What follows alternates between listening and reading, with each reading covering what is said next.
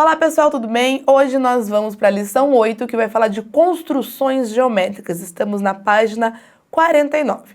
Ali ele já inicia revisando para vocês noções básicas de posições relativas entre retas. O que você precisa pensar ali, né? E existem vários tipos de reta. As retas podem ser paralelas, isso significa então que elas não têm nenhum ponto em comum, eles estão sempre com a mesma distância, né? Ó, tá aqui um exemplo de retas paralelas. Elas podem ser concorrentes, as retas concorrentes, elas se cruzam em um ponto. E existem algumas retas concorrentes que podem ser também perpendiculares, que além de se cruzarem, elas formam um ângulo de 90 graus entre si. Então, atenção, toda reta concorrente é perpendicular? Não, mas toda reta perpendicular, ela vai ser também concorrente. Agora a gente vai avançar um pouquinho ali no seu livro, vai olhar para as questões e eu vou dar algumas dicas para vocês e já retomar alguns conceitos em algumas questões que eu não consigo fazer com você aqui. E aí depois a gente escolhe algumas para realizar, combinados? Então vamos avançar aqui. Na página seguinte, a questão número 1, por exemplo, ele pede para você fazer um traço e construir a sua mediatriz.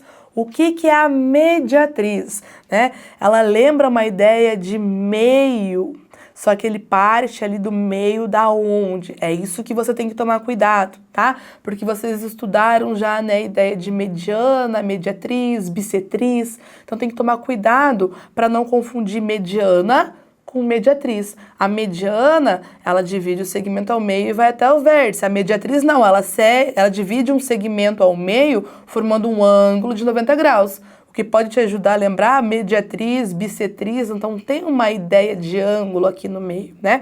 E aí isso daqui você tem que fazer depois. Agora, por exemplo, a questão 2, ele pede para você fazer a construção de um ângulo, né? Então você vai seguir o passo a passo, vai fazer o seu desenho ali, vai utilizar ali o compasso para poder fazer a questão 2 e depois você descreve ali os passos para construir um ângulo também com o compasso pensando em 30 graus, tá? Então aqui você vai precisar utilizar ferramentas, então eu não consigo resolver aqui com vocês, mas peguem as dicas que vai ser importante, ok?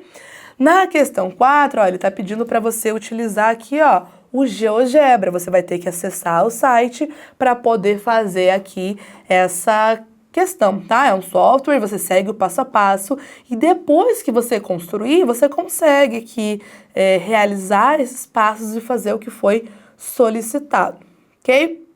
Questão 5. Na questão 5, ele mostra a figura, mostra alguns lugares de um bairro e pede para você considerar que esses locais estão sendo representados pelos pontos, tá? Então ele pede para você fazer ali, ó, esse eu acho que eu consigo, vamos fazer juntos? Trace na imagem acima as semirretas MI e ME. O que é uma semirreta? Ela tem começo, mas não teria fim, né? Ela é um pedaço de uma reta. Então eu vou pegar aqui a minha reguinha e a gente vai traçar. MI, ele começaria no ponto I, mas ele, ó, vai até o infinito ali, ok? Agora o ME, vamos trocar de cor aqui. Vamos pegar do segmento M até o segmento E. E você consegue fazer. Isso é uma semirreta. A reta é infinita, a semirreta começa num ponto, mas não tem fim, por isso que ela tem aqui ó, essa notação aqui ó, com flechinha, né? Então a gente consegue saber que ela não vai ter fim, ela tem uma direção, tem um sentido. Agora, se fosse um segmento de reta, aí ele tem começo e tem fim. Okay? E aí ele fala que isso é para representar as ruas que vão partir do mercado, que passam pela igreja, passam pela escola, respectivamente. Depois ele pede para você localizar o ponto B, que seria a biblioteca ser construída, sabendo que, vamos ver ali a condição, ó, ela estará à mesma medida de distância dos pontos que representam a igreja do mercado e também a mesma medida de distância das retas que representam as ruas citadas, né? Aí aqui você precisa continuar essa questão. Se ele está falando da mesma distância, ele quer que esteja bem no meio, ok? Então aí você tem que tomar cuidado ali para quando for, por exemplo, olhar aquelas distâncias, garantir que está no meio. Você pode utilizar também, pensando nos pontos, você pode utilizar uma régua, mas você pode utilizar o compasso também. Você deve ter aprendido na aula como utilizar essa ferramenta e você vai continuar essa questão sim, ok? Avançando aqui um pouquinho no nosso livro, aí a gente vai agora para a questão 6. Estamos lá na página 54. Ele fala o seguinte: o escoamento de água é um tema que vem sendo tratado com muito cuidado nas construções de vias. Quando são construídas rodovias, como subidas e descidas, os engenheiros estimam a quantidade de água que será depositada nas regiões mais baixas. Ao verificar a inclinação de algumas regiões, o engenheiro responsável identificou um erro. Os ângulos estavam com medidas de 60 e 30 graus, como mostra a figura abaixo. Então, ele está dizendo ali para vocês que tinha este ângulo aqui e este ângulo aqui, certo?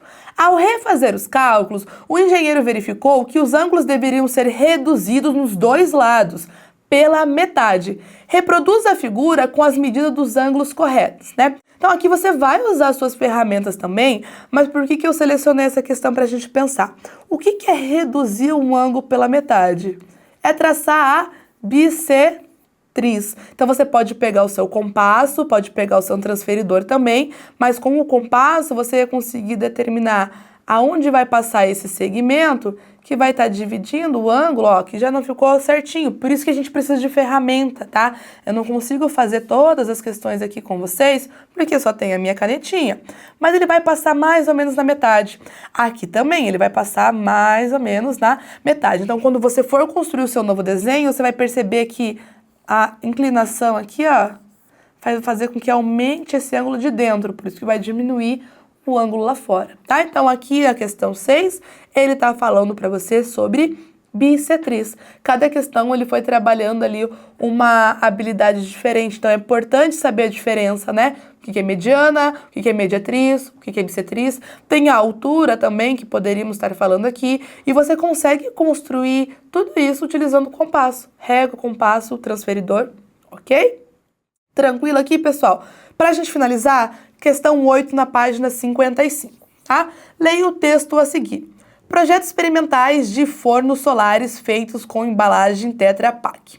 O forno solar é um equipamento que funciona usando a luz do sol como fonte de energia. E para ter uma boa eficiência, é necessário que esteja o máximo possível de tempo voltado para o sol. Para isso, nós temos que levar em considerações dois fatores importantes: a angulação e a direção do sol. Quando a angulação, usamos como referência a maior inclinação do Sol no inverno, que é a latitude local mais 10 graus. Por exemplo, em São Paulo, a latitude é de 23 graus, então somados com esses 10 graus, teria uma inclinação de 33. Uma pessoa que deseja criar um forno solar no inverno, na região de Domingos Martins, no Espírito Santo, onde a latitude é 20, deverá desenhar em seu projeto uma inclinação angular de... Bom, o que ele falou pra gente? Que é a latitude local mais 10 graus no inverno. E ele tá falando que vai ser desenhado no inverno. Então, é a latitude local mais 10 graus. Aqui é mais interpretativo, né? A alternativa correta, letra D. Pessoal, espero que tenham entendido, que as dicas tenham sido úteis. E agora eu espero vocês no próximo vídeo.